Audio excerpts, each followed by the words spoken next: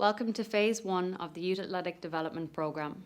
The aim of the activity phase is to develop good quality movements across all components, laying the foundations for later phases. The effort that is put into quality of movement now will determine development in later phases, and eventually your performance on the field.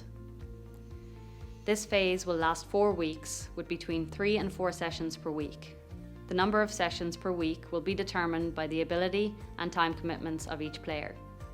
The player must focus on quality over quantity. The time of each session will vary according to the content and will also be determined by the ability of each player. It is important that you do not rush the session. All workouts are designed to be performed at home and with little or no equipment, and a program guide is provided for each session. Repetitions refer to the number of times you repeat a movement or exercise without rest, and a set is a series of repetitions of an exercise with breaks in between.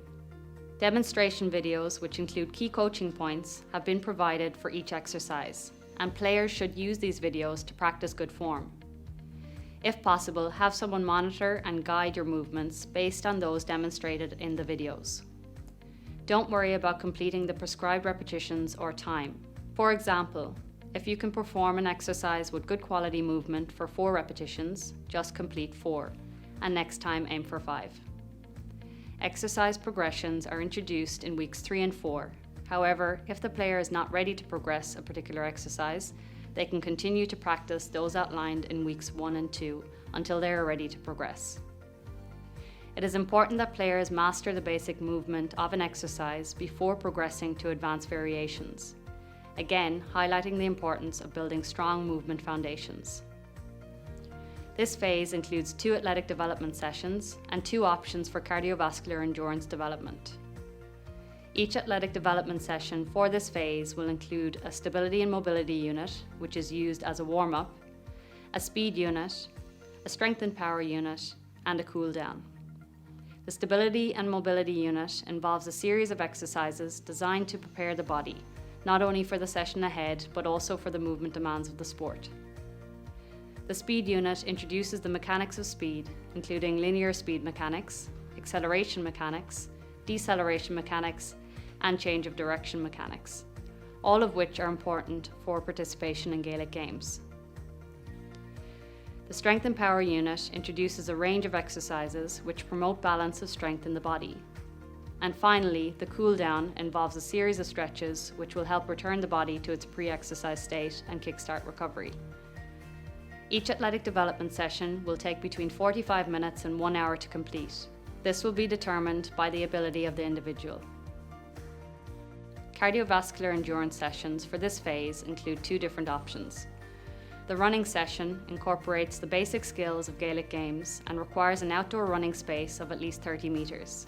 This session should take between 25 and 30 minutes to complete, including setup. The cardio circuit session incorporates bodyweight exercises and can be completed indoors with a clear floor space of at least 3 by 2 metres. This session will take between 15 and 25 minutes to complete, depending on the interval time selected, which is determined by the ability of the individual.